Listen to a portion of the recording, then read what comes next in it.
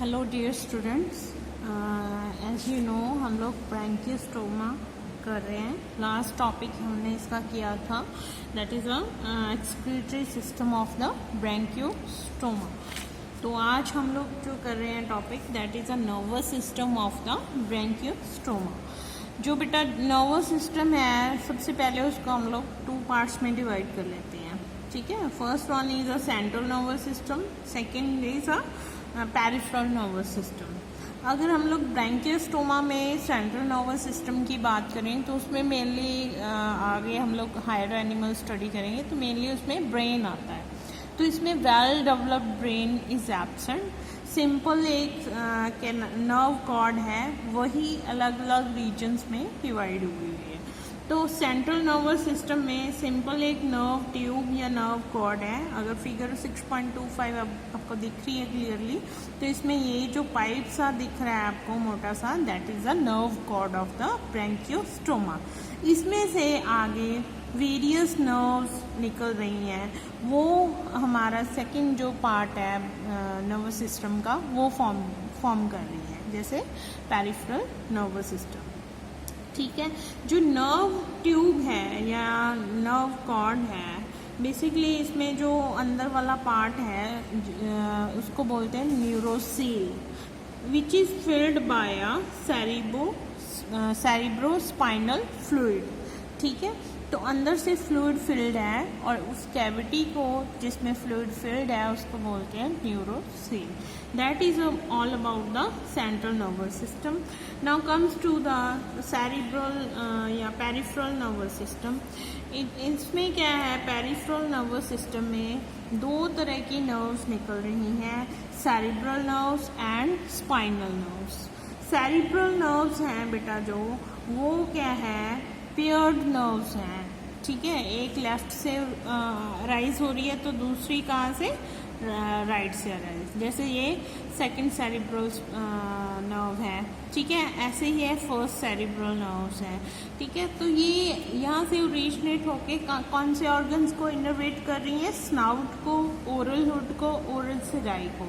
ठीक है, और जितने भी सेंसरी ऑर्गन्स हैं उसको सबको कौन सप्लाई कर रहा है सिग्नल्स, सेरिब्रल नर्व्स। ठीक है, नेक्स्ट आ जाती है आपकी स्पाइनल नर्व्स।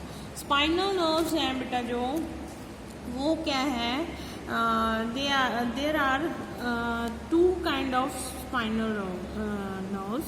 उसमें आ जाता है dorsal root and ventral root. First spinal nerve है जो, it is divided into 2 part, dorsal root and ventral root. ये जो डॉर्सल रूट है बेटा, ये सेंसरी इन नेचर है।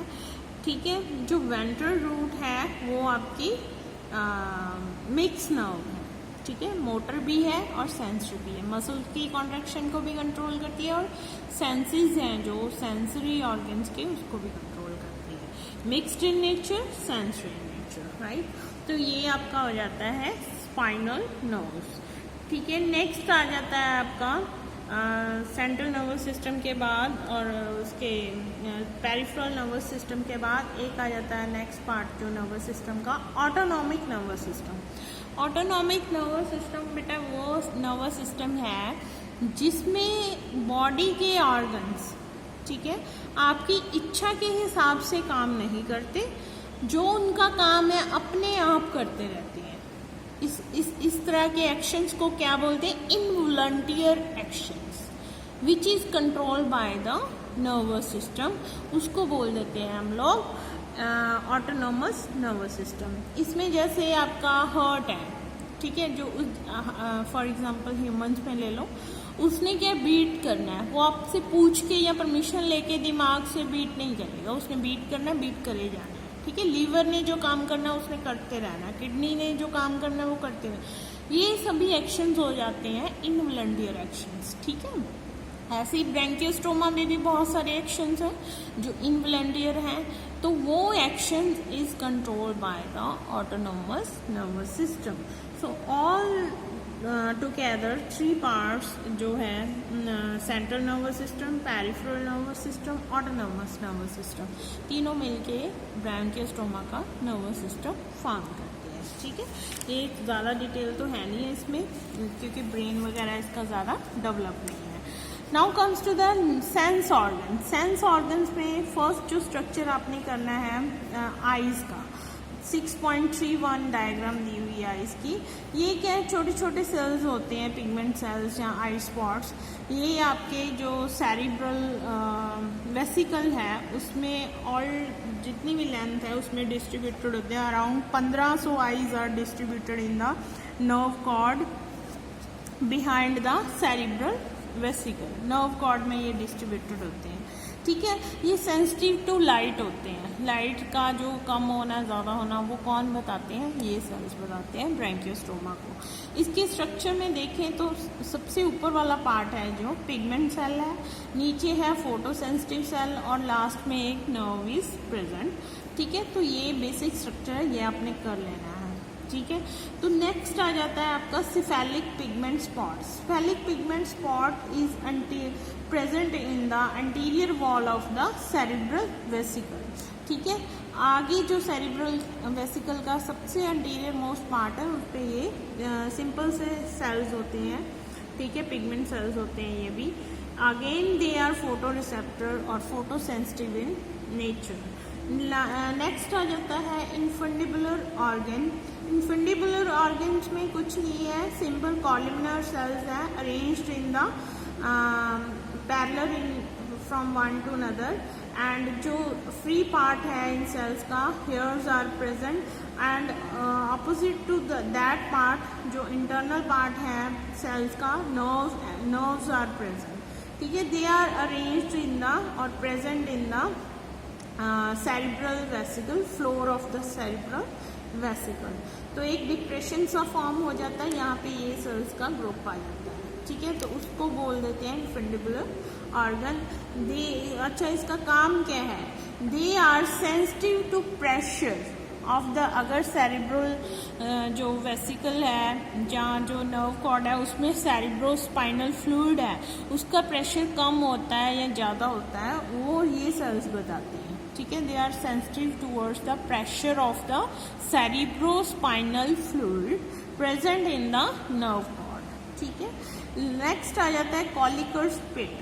कॉलिकर स्पिट में क्या है बेटा, कहाँ पे प्रेजेंट कहाँ पे होती है, ये anterior part of the cerebral vesicle, olfactory in nature, मतलब chemo receptor, sensitive to the chemical nature of the water. Water का कैसा केमिकल नेचर है, ठीक है, कैसी स्मेल है, उसके लिए ये काम करती है, ठीक है। नेक्स्ट आ जाता है सेंसरी पैपिले, ठीक है, present in the velar tentacles oral cirri, जो माउथ रीजन एंटीरियर पार्ट है, माउथ रीजन है, उस पर यहाँ पे प्रेजेंट होते हैं। Chemo sensory, again they are sensitive towards the chemical nature of the water. Next आ जाता है सेंसरी सेल्स। सेंसरी सेल्स की all over the body, epidermis में ये प्रेजेंट होते हैं, ठीक है। अब बाकी आगे they are sensitive towards the touch, tactile in nature होते हैं, ठीक है। फ्री नर्व एंडिंग्स, ये क्या है, प्रेजेंट इन द मसल्स, ठीक है। Again they are responsible for the contraction of the muscles, ठीक है। तो ये सारे मिलके सेंस ऑर्गन्स बनाते हैं। नाउ नेक्स्ट जो सिस्टम है आज छोटा सा है, very simple, reproductive system. Reproductive system में ब्रैंकियोस्टोमा के क्या है कि सबसे पहले मैंने जर्नल इंट्रोडक्शन में इस एनिमल के बताया था कि both sexes are separate, male and female हैं जो सेपरेट हैं, लेकिन बाहर अगर आपके सामने एक मेल ब्रैंकियोस्टोमा रख दें और एक फीमेल रख दें तो मॉर्फोलॉजिकल आप लोग डिस्टिंग्विश नहीं कर सकते इन लोगों को, ठीक है, दोनों को। तो वैसे क्या है, रिप्रोडक्टिवली वो एक मेल होएगा, एक फीमेल होएगा। तो जो गोनैड्स हैं वो एक में टेस्टिस होएंगे मेल में और फीमेल्स में ओवरीज आर प्रेजेंट, ठीक है। तो ग्रुप्स में अरेंज होते हैं, तो ग्रुप्स में अरेंज होते हैं, आगे स्ट्रक्चर भी करवाऊंगी। स्टाइस के मतलब स्टाइस गोनैड्स, जैसे स्टाइस छोटे छोटे testis are present in one line, ठीक है। तो 27 पेयर्स हो जाते हैं दोनों साइड्स में, ठीक है। तो फेरेंजियल रीजन है जो फेरेंक्स है जहाँ पे उसके पैरेलल ये जो रिप्रोडक्टिव सिस्टम है, टेस्टिस है या ओवरीज है, पड़ी होती हैं। नीचे को वेंट्रल साइड में वो बल्ज आउट होती हैं, आर्ट्रियम प्रेजेंट होता है जहाँ पे, उसके नीचे वो बैठ जाती है आर्ट्रियम के नीचे। ठीक है, तो जो गैमीट्स हैं कौन कौन से बनते हैं? Spermatozoa in males and ovum in females. ठीक है, तो ये तो जनरल इंट्रोडक्शन है regarding the reproductive system. Now comes to the structure of the gonads. ठीक है, तो उसके लिए फिगर आपने करनी है 6.34 जिसमें मैच्योर गोनैड दिखाया हुआ है। ये जो आपको सेंटर में सेगमेंटेड बॉडीज दिख रही हैं ये बेटा है गोनैड्स है। May be they are testis और may be they are ovaries. ठीक है, तो ऐसी दोनों ऐसे अरेंज होती हैं, 27 इधर है 27 इधर, तो 27 पेयर्स हो जाते हैं इसके। ठीक है, तो यहाँ पे इसको ब्लड सप्लाई हो रही है। ठीक है, तो ये आर्ट्रियल वॉल है। ठीक है, बिल्कुल देखो आर्ट्रियल के वॉल के साथ में आके गोनैड्स प्रेजेंट है। ठीक है, तो अगर इस साइड में देखो तो प्राइमरी गोनैडियल कैविटी है और आउटर मोस्ट जो कैविटी है that is called a secondary gonadial cavity. ठीक है, ये प्रोटेक्शन के लिए होती है इसको। ठीक है, गोनैड्स को। तो ये जनरल डायग्राम है, ये आपने प्लीज कर लेनी है यहाँ से।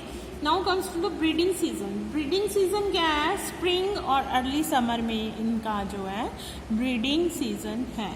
ठीक है, तो ब्रीड करते हैं स्प्रिंग में और जहाँ गर्मियाँ शुरू होने लगते हैं तब। ठीक है, नाउ जो लास्ट टॉपिक है उसमें हम लोग करेंगे बेटा structure of the gametes. Structure में क्या है? बहुत सिंपल सा है। अगर इसमें 6.35 फिगर है, ठीक है, इसमें पहले हम एग डिस्कस करते हैं जिसको हम ओवम भी कहते हैं। आउटर मोस्ट जो एग की वॉल होती है उसको बोलते हैं vitelline membrane. Immediate after the vitelline membrane peripheral cytoplasm is present which leads to the yolky cytoplasm. Yolky cytoplasm में क्या है? There is a droplets of yolk distributed throughout the center part of the cytoplasm। तो इस तरह की जो distribution है योग की उसको क्या कह देते हैं? Microlecithal eggs. ठीक है, जिसमें जिस एग्स में ऐसी डिस्ट्रीब्यूशन हो योग की तो उसको माइक्रोलेसिथल एग बोल देते हैं। ठीक है, और एक साइड में, नॉट इन द सेंटर, एक साइड में यहाँ पे न्यूक्लियस पड़ा है। ठीक है, जिसमें जेनेटिक मटेरियल होगा और उसकी के साइड में एनिमल पोल है जो एग का, वहाँ पे एक पोलर बॉडी पड़ी हुई है। उसके ऑपोजिट इसको एग के जो पॉइंट है उसको हम लोग वेजिटल पोल कहते हैं। अच्छा, टोटल इसका जो डायमीटर है दैट इज अ 0.12 माइक्रोमीटर। ठीक है, तो ये है इसका जनरल डायग्राम। स्पर्म का देखें तो वैसे ही इसको हम लोग पता है कि 2 पार्ट्स में डिवाइड कर देते हैं, हेड और tail. Neck is absent in case of the sperm of the Branchiostoma. तो हेड में कौन कौन से पोर्शंस हैं? एक्रोसोम एंटीरियर मोस्ट पार्ट है, पीयर शेप स्ट्रक्चर है उसका। उसके बाद न्यूक्लियस आ जाता है, फिर मिडल पीस आ जाता है, देन जो है टेल आ जाता है जो लोकोमोशन में और मूवमेंट में इसको हेल्प करता है। ठीक है, टोटल साइज कितना है? 18 माइक्रोमीटर इन लेंथ। ठीक है, तो इसी के साथ बेटा आपका ये ब्रैंकियोस्टोमा जो चैप्टर है वो आज ख़त्म हो रहा है। डेवलपमेंट नहीं करनी, आपके सिलेबस में नहीं है बेटा, तो यहीं तक आपने स्ट्रक्चर ऑफ गैमेट्स तक ही आपने करना है।